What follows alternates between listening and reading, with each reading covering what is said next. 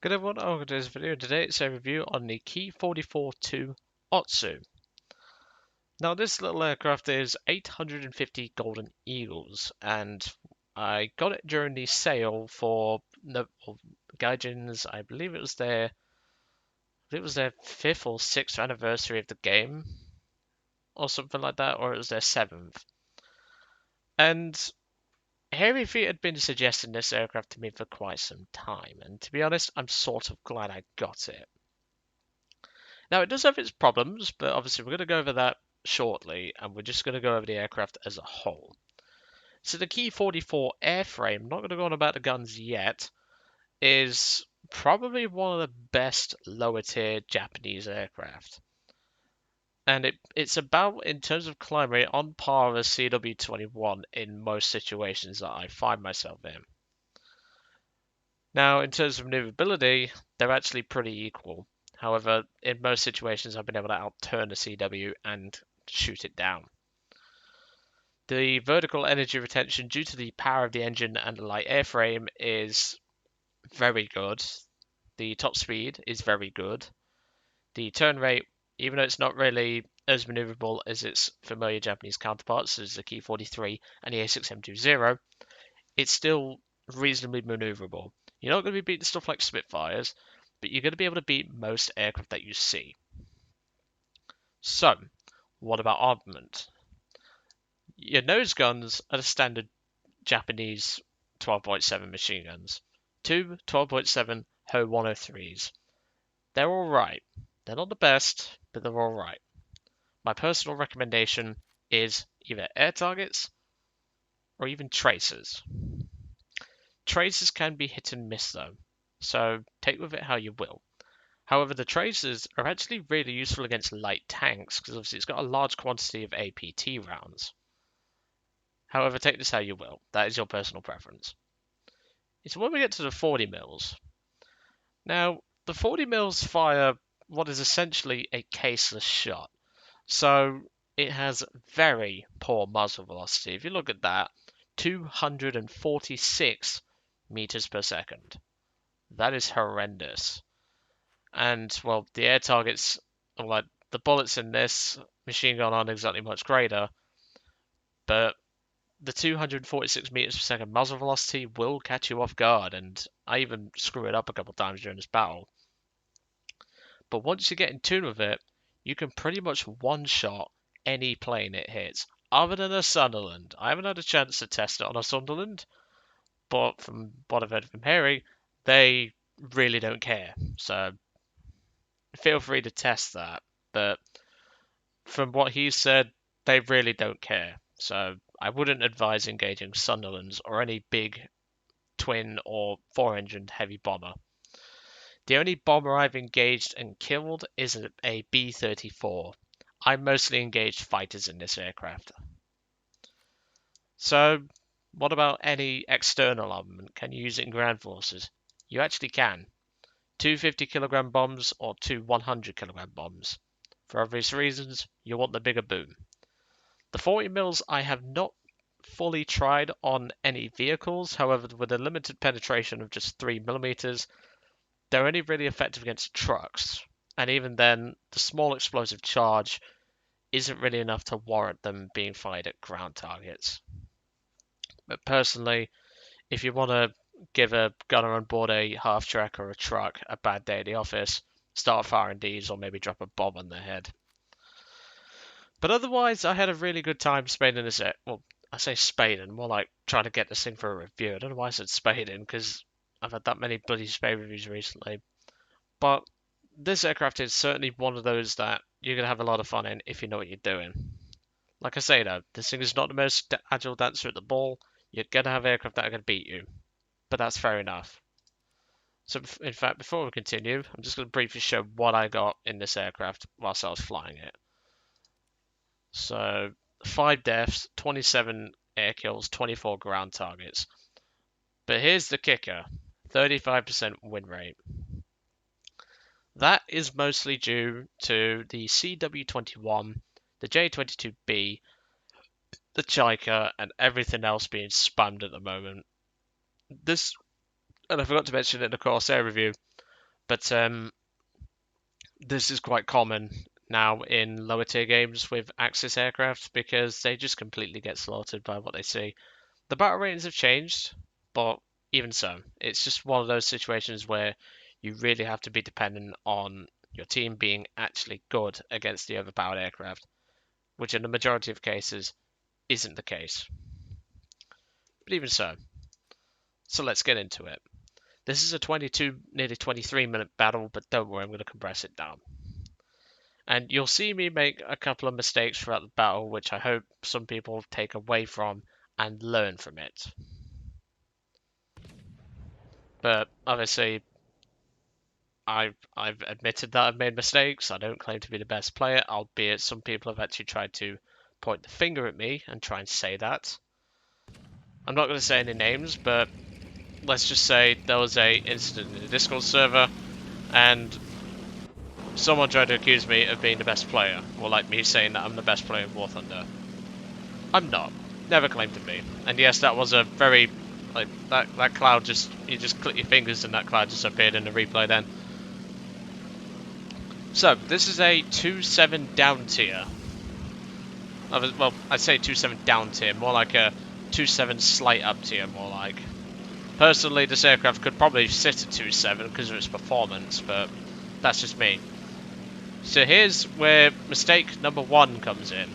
I misjudged the guns. It'd been about a couple of weeks since I last flown this aircraft. I only hit the SB with the 12.7s and do very little damage to the aircraft itself. And well, he's going to get his bombs off now, so that's sort of my fault, but even so. So at this point, I spot the CW-21. And, well, I have to deal with it. This is pretty much your job in a Ki-44. You have to deal with these aircraft. The CW-21 is one of the most ridiculous aircraft in this game at the moment. I've seen people take it into 5-0 games and almost win against the J2M4. That gives you an idea of just how overpowered that thing is. But I'm going to get to kill this guy. I think he had an inexperienced crew, judging by the fact that he didn't react for quite some time when I engaged him there. At this point, the aircraft is now set on fire, and the CW is soon going to burn out. Well, I say that, but I felt like shooting him in the face with the 12.7s.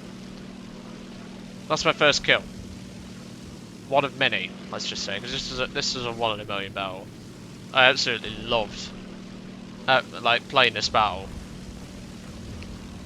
So obviously I'm looking around and I'm thinking, where can I go from here? Because I don't see any dots yet, and I'm thinking, is there anything I can do? But at this point I spot a dot, and there's a P-43 Lancer. Very nice aircraft. Struggles a bit with the overheat, but a very nice aircraft. So, at this point, I know what the P-43 is probably going to try and do. He's pulling up to try and get a shot on me. And at this point, I know I have higher airspeed than him, so I pull it into the vertical, I drop my flaps, and I attempt to get in on his tail. Now, if I remember, yeah, he does a bit of a mistake here, and I'm not sure what his mindset was. Did he think I wouldn't have the capability to perform the loop that I did? I'm not too sure. But I take him out with a pilot snipe for my second kill. At this point, I spot another dot, but pretty much around this point, I notice a Hampton. Well, I've noticed an aircraft has just bombed our base. So I'm contemplating. I'm thinking, do I go and engage the plane that's behind me, which it turns out to be Yak 1, or do I go and engage the aircraft that's at low altitude bombing our bases? I chose the low altitude aircraft bombing our bases, which turned out to be a Hampton Mark 1. However, I make a bit of a meal of this, and this is where I'm going to make a bit of a mistake. And it nearly cost me my aircraft and most likely my team the win. So, learn from it is all I'll say, folks. Look at what I do wrong, and just learn from it. Make sure you don't make the same mistakes. I always like to encourage that. So at this point, I spot the Hampton, and I'm obviously coming in to engage it. I still have enough ammo to down the Hampton, but I get overconfident. And as I said before in a Hangar Commander review, you don't want to get overconfident. So I score some hits, and I score a crit on board one of his engines.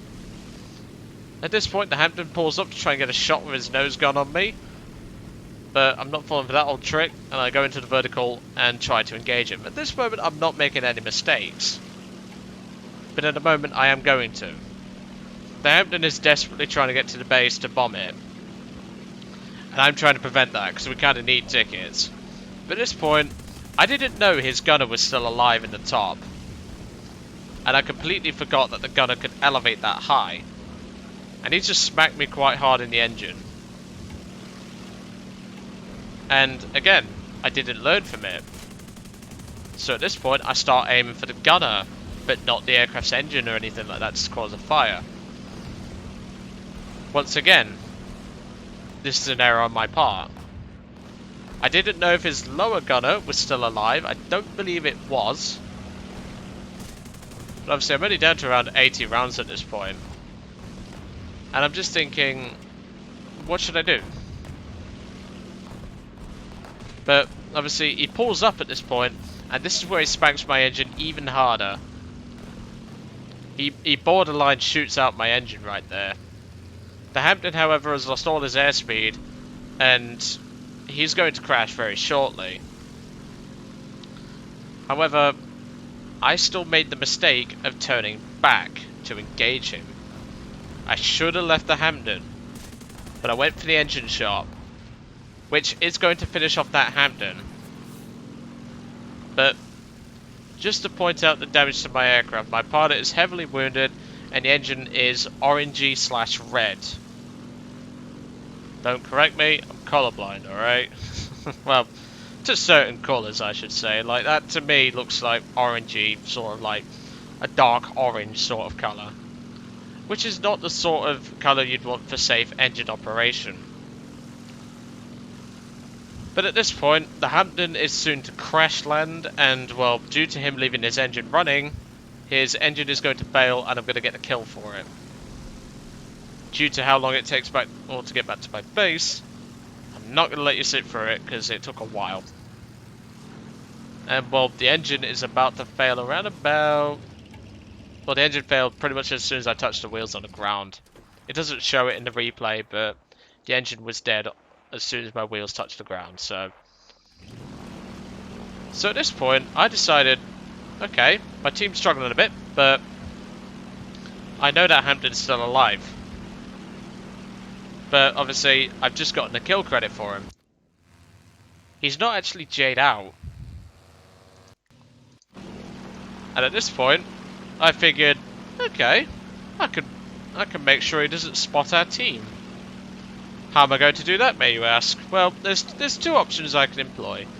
One, take a risk with that front gun, which, even though it's fixed, forward firing, he can still shoot up pretty dang high into the attack angle I was hoping for. Or option two, lighten the load. Unfortunately though, this does not earn me an assist, as far as I remember. But you're about to see what I'm going to do. Obviously I'm coming in, I'm looking for an opportunity, I'm looking where his front gun is, and I'm remembering it's around about this area here. And well, no more spotting for you, pal. And there he goes. I would say that should be an assist, but to be honest, I'm not that hugely bothered by it. So at this point, a Ki-45 has just gone in to attack the J-22B, the I-16 and the Yak-1. It's at this point where it's down to me and two Condors. That's not great, let's just say. I mean, the Condors, they're going to pull their weight and I'm going to keep the bombers alive. However, it's the fact that I've now got 3 enemy fighters to deal with and there's just one of me. but I'm going to get to be able to put under pressure on at least 2 of them very shortly. The I-16 is a Type 17, probably one of the worst Chinese aircraft or in fact aircraft in general, that I've spaded in a long time. There's a good reason why I didn't get a review on it. And the Yak-1, well, it's alright. That one's alright. But there's also a J-22B. So at this point, I'm thinking, okay, in terms of priority target, I'd rather target the Yak-1. This is the right decision. Because, well, it's a Yak compared to an I-16 Type 17. I know which one I'd rather shoot down, and it ain't the I-16. Yes, he's got the firepower, but the Yak's got the performance to back it up. The I-16 doesn't. So at this point, the Yak is starting to turn it into a defensive maneuver. But at this point, I figure I can get a shot on him with a 40 mils. But I just miss him. And I pull back into the vertical because obviously I've got 400 miles an hour behind my neck. I can afford to do this. The I-16 breaks off a ground target that I think he was going for and proceeds to try and follow me into the vertical. But the Yak just cannot follow. Neither can the I-16.